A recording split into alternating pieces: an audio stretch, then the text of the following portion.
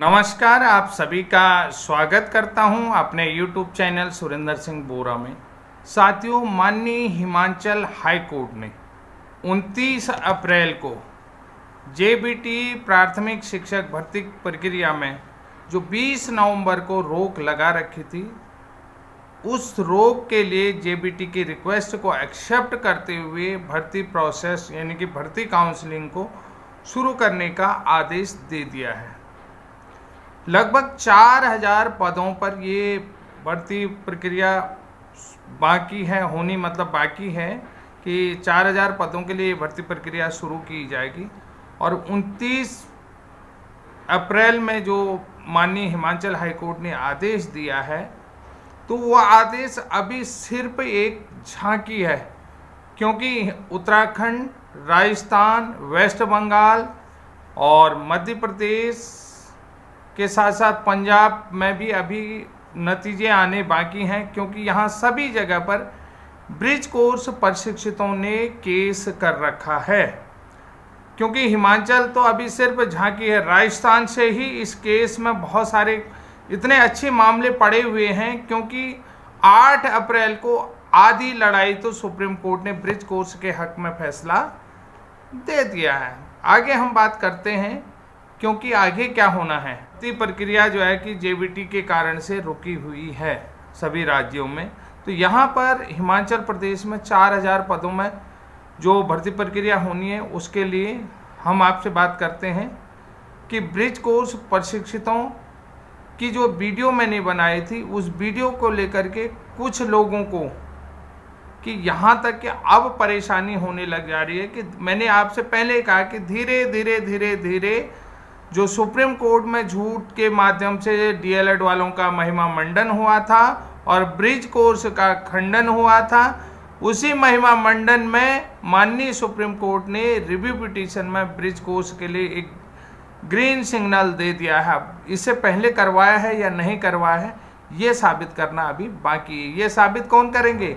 जो लोग अभी तक झूठ से डीएलएड का महिमा मंडन कर रहे थे, जिनकी अब पैरों की जमीन खिसक रही है, तो खिसकनी शुरू हो रही है धीरे धीरे। अभी ऐसा है कि जब रेत में आप पैर रखते हो या रेत के टीले पर रखते हो, तो रेत धीरे धीरे धसाव शुरू होता है, तो शाम तक पता चलता है कि पूरा टीला ही धस जाता है। तो कुल मिलाकर के धीरे धीरे इसी तरीके से, तो अब मैं कह रहा हूँ कि जो मैंने वीडियो बनाया था, उससे बीएड वालों को भी खुश होना चाहिए कि बीएड के लिए मैं बार बार पहले से कह चुका था, देवेश शर्मा जी से कहता, सत्यम पाठक जी से कहा था, अन्य ललित गुप्ता जी हैं, उनसे भी मेरी बात हो रही है कि जो BEd association, all India BEd association की तरफ से अभी उन्होंने रिव्यू पिटीशन मेरे ख्याल से दाखिल कर रखी है। तो धीरे धीरे बहुत सारे लोगों ने अब इससे चिढ़ के मारे कि ये लोगों को क्या परेशानी हो रही, ये देखते हैं हम कि ब्रिज कोर्स प्रशिक्षितों के हिमाचल हाईकोर्ट से मनोवैज्ञानिक जीत में बबलेश धाकड़ की एक प्रतिक्रिया आई है। उसको लेकर मेरे ख्याल से जो प्रतिक्रिया आई, उससे लेकर के बीएड अभ्यर्थियों का भी मनोबल बढ़ना चाहिए। जो प्लेन बीएड है, जो प्राथमिक शिक्षक के लिए ही अपने को अब अयोग्य समझ रहे हैं, तो उन लोगों को भी कहीं न कहीं खुश होना चाहिए, जिनका सब्जेक्ट कॉम्बिनेशन नहीं है।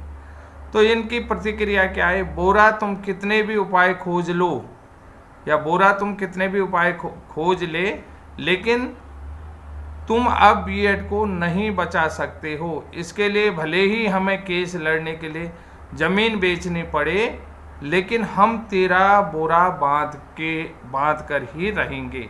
ये आप कमेंट में भी आप देख सकते हैं, यहाँ पर मैं लगा रहा हूँ, और ये देखो क्या प्रतिक्रिया। तो भाई हम यही कहना चाहेंगे भाई साहब की बड़ी अच्छे, हमें ऐसे लोगों की ज़रूरत है जो कि हमारी बात को कोर्ट तक ले जाएं। हम लोग ऐसे लोगों का स्वागत करते हैं, सैल्यूट करते हैं ऐसे लोगों का कि ये जो है कि हमारी बात तक कोर्ट को, हमको तो ऐसे एजेंटों की ज़रूरत है। ये एजेंट का काम करेंगे हमारे लिए, ये कुछ नहीं करेंगे। ऐसे एजेंटों की हमें ज़रूरत है कि जिन्होंने आज तक हमारा सच दबाया था, वो हमारे सच को माननीय सुप्रीम कोर्ट तक ले जाएं कि सर 2017 से 19 के बीच में ब्रिज कोर्स हुआ है, लोगों को ब्रिज कोर्स करा रखा है, जो एनसीटी के गाइडलाइन 23/8/2010 के अकॉर्डिंग जो पॉइंट नंबर 8 में सेकंड पैरा में ये लिखा हुआ है। तो ऐसे लोगों को हम दिल से थैंक यू करते हैं कि ऐसे लोगों की हमें ज़रूरत है कि जो यानी कि हमारे महिमा मंडन करने के लिए, हमारी बात को सुप्रीम कोर्ट पहुंचाने के लिए अपनी ज़मीन बेचने को भी तैयार हैं। तो ऐसे लोगों का तो स्वागत किया जाना चाहिए, क्योंकि धीरे धीरे सच, चाहे हम भी झूठ बोल रहे हैं तो वो भी सच उजागर होना चाहिए।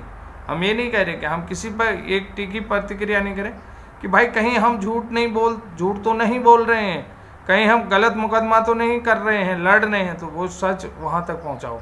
ये आपका काम है। तो बहुत अच्छा लगा कि धीरे धीरे इनके झूठ का भी कोर्ट में महिमा मंडन किया जा रहा था। तो अब सुप्रीम कोर्ट ने आधा तो 8 अप्रैल को ही माननीय सुप्रीम कोर्ट ने उजागर कर दिया। तो अब बाकी क्या रहा, 8 अप्रैल को तो इनका आधा खेल ख़त्म हो चुका है, लेकिन अभी बाकी यहाँ पर ऐसा है कि बाकी आगे लाने की ज़रूरत है, आवश्यकता है कि हमारी बातों को न्यायालय तक पहुँचाया जाए। माननीय न्यायालय जो है कि हमारी बातों का संज्ञान ले, हम तो ये चाहते हैं। तो अब दूसरे बंदे की भी एक प्रतिक्रिया आ रही, इसको भी आप देखिए। अरे सुप्रीम कोर्ट के फैसले का आप सम्मान नहीं करते हो। भाई सुप्रीम कोर्ट के फैसले का सम्मान करते हैं। जब 8 अप्रैल को रिव्यू आया तब 29 अप्रैल को हिमाचल हाई कोर्ट ने ये डिसीजन दिया है, नहीं दिया है। जब हम सुप्रीम कोर्ट के फैसले का सम्मान कर रहे हैं तभी तो हमारे पास हमारे पक्ष में फैसले आने शुरू हो गए हैं। तो आपने ये लिखा है कि आप सम्मान नहीं करते हो, फालतू का ज्ञान देने चले आ रहे हो, तो तुम्हारी दुकान बंद हो जाएगी। बिल्कुल साहब, दुकान बंद हो रही है, ऐसा कुछ नहीं है। आपको ये लग रहा है कि हम दुकान के लिए, हम लोगों के हक के लिए आगे आ रहे हैं। आप भी हमारे पास आते ना, हमें आपको भी डायरेक्शन है। अब आपको क्यों डर लग रहा है? तुम्हें पता है ना कि ब्रिज कोर्स आ सकता है, कम बैक कर सकता है। सुबह मैं एक प्रतिक्रिया देख रहा था कि हर ज़िले में कितने भी पद खाली हों, तो वहाँ लोगों ने कहा कि असली ब्रिज कोर्स वाले चयनित हो जाएंगे तो असली हकदार रह जाएंगे। भाई हम तो ये पूछ रहे हैं कि तुमने ब्रिज कोर्स करवाया क्यों? ब्रिज कोर्स करवाने के पीछे मकसद क्या थी? सरकार की मंशा क्या थी? एनसीटी की मंशा क्या थी? वो बता दो, हम तो साइलेंट हो जाएंगे कि भाई जो उनकी मंशा थी उस कोर्स को कराने का। भाई पहले तो इन्होंने जो है कि एक संसद से कानून पास किया, देश में अप्रशिक्षित शिक्षकों की संख्या काफ़ी ज़्यादा है और आरटी एक्ट, शिक्षा का अधिकार अधिनियम, निःशुल्क एवं अनिवार्य बाल शिक्षा अधिकार अधिनियम 2009 लागू हो चुका है, जिसके लिए जो है कि टीचर के पास मिनिमम क्वालिफिकेशन कंप्लीट होनी चाहिए, यानी कि क्वालिटी एजुकेशन, वो बच्चों को क्वालिटी एजुकेशन प्रोवाइड करे। और बच्चों का अधिकार है कि उन्हें जो है गुणवत्तापूर्वक शिक्षा मिले, कि पढ़ाने वाला जो शिक्षक है वो उन्हें गुणवत्तापूर्वक शिक्षा दे। तो इसके लिए जो है कि भाई देश में देखा गया अप्रशिक्षित शिक्षक पढ़ा रहे हैं, उन्हें प्रशिक्षण की आवश्यकता है। तो प्रशिक्षण अब जो है कि प्राइवेट और सरकारी के लिए अलग अलग क्वालिफिकेशन की बात हो रही है क्या? आज भी होती है। प्राइवेट के लिए अलग और जो है कि सरकारी के लिए अलग क्वालिफिकेशन की बात होती है? नहीं होती है ना। वही क्वालिफिकेशन, वही टेट गाइडलाइन है, एनसीटी की गाइडलाइन, वही तो फॉलो किया जा रहा है। तो भाई जब कोर्ट ने ये कह दिया है कि इनको 6 महीने का ब्रिज कोर्स करा करके डीएलएड के समकक्ष बनाया जा सकता, जब ऑलरेडी जो लोग 6 महीने का ब्रिज कोर्स कर चुके हैं 2017 कि यानी कि एनसीटी के गजट नोटिफिकेशन जिसको क्वेश्चन कर रखा है उससे भी पहले, तो वो तो ऑलरेडी हकदार हैं कि या नहीं है, जिनकी मिनिमम क्वालिफिकेशन कंप्लीट है और आरटी एक्ट के अनुसार, आरटी एक्ट 2009 के अनुसार है, तो वो लोग योग्य हैं या नहीं है? चाहे आप डीएलएड वाले हैं या बीएड वाले हैं, बीटीसी वाले हैं, आपको जवाब तो देना चाहिए कि भाई योग्य उम्मीदवार को नौकरी मिलनी चाहिए, नहीं मिलनी चाहिए। योग्यता पे बात होनी चाहिए, मेरिट पे बात होनी चाहिए, क्वालिफिकेशन और मेरिट पे बात कर रहे हैं हम। जो अब डीएलएड वाले कहते हैं कि क्वालिफिकेशन और मेरिट के आधार पर योग्य कैंडिडेट को नौकरी मिलनी चाहिए या नहीं, ये मैं आपसे बात कर रहा हूँ। क्वालिफिकेशन और मेरिट के बेस पर योग्य कैंडिडेट को नौकरी मिलनी चाहिए या नहीं? मिलनी चाहिए ना। आप सब जानते हो कि मिलनी चाहिए। तो कहीं पर मैं गलत कह रहा हूँ? नहीं कह रहा हूँ ना। तो आपको लगता है कि जो ब्रिज कोर्स प्रशिक्षित उम्मीदवार हैं उनके साथ अनजस्टिस हुआ है, तो उनको जस्टिस मिलना चाहिए कि नहीं मिलना चाहिए? चाहे आप बीटीसी वाले हों, जेबीटीसी वाले हों, डीएलएड वाले हों, आपको लगता है अनजस्टिस है कि जिसके पास मिनिमम क्वालिफिकेशन कंप्लीट है और एनसीटी की गाइडलाइन 23/8/2010 के अकॉर्डिंग जिनकी क्वालिफिकेशन है, क्या वो प्राइमरी टीचर बन सकता है या नहीं बन सकता? ये सवाल तो आपको जो समझ में आ रहा होगा ना।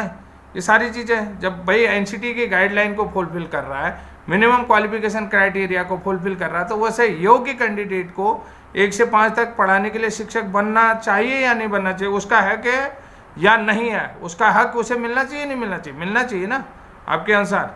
तो ये सर मैं इसीलिए कह रहा हूँ कि आज जो कि मेरी बातों से कुछ लोगों को परेशानी हो रही है, तो हम लोगों को ऐसे लोगों की आवश्यकता है कि जो हमारी बात को माननीय न्यायालय तक पहुंचाए, न्यायालय में जो है कि दूध का दूध पानी का पानी हो जाए। भाई हम यही कह रहे हैं कि जिसके पास मिनिमम क्वालिफिकेशन है और जिसकी क्वालिफिकेशन आरटी एक्ट 2009 के मानकों के अनुसार है, तो वो कक्षा 1 से 5 तक पढ़ाने के लिए शिक्षक बन सकता है या नहीं बन सकता है, ये जवाब आप लोगों का जरूर होना चाहिए। और आपका ये वीडियो जो है कि प्रत्येक व्यक्ति तक शेयर होना चाहिए, देश के उस हर कोने तक जहाँ तक कि बिजली और पानी भी नहीं पहुँच पाता है, वहाँ तक आप लोगों का पहुँचाने का प्रयास होना चाहिए। अपने मोहल्ले में तो निश्चित रूप से पहुँचाओ, मोहल्ले में 2-4 बीएड वाले तो होंगे ही होंगे। मोहल्ले के प्रत्येक कोने में ये वीडियो नहीं पहुँचाया तो इसका मतलब है कि आप खुद बीएड प्रशिक्षित होकर के अपनी लड़ाई नहीं लड़ना चाह रहे हैं। पहुँचनी चाहिए नहीं पहुँचनी चाहिए? अगर पहुँचनी चाहिए तो आपको ये जो है कि शेयर करना चाहिए। हर व्यक्ति का फर्ज है कि अगर आप अपने अधिकारों की लड़ाई लड़ना चाहते हो तो ये आप लोगों का फर्ज है कि हमारा काम बताना है। हम थोड़ा थोड़ा धीरे धीरे सहने करके आगे बढ़ रहे हैं और निश्चित रूप से एक बार आगे बढ़ेंगे। तो साथियों आज के लिए इतना ही, तब तक के लिए जय हिंद, जय उत्तराखंड। और याद रखना, वीडियो ज़रूर शेयर करना, अपने किसी भी साथी तक पहुंचाने का थोड़ा सा प्रयास जरूर करिएगा ताकि ये ऑल इंडिया स्तर पर हक की लड़ाई लड़ी जा सके।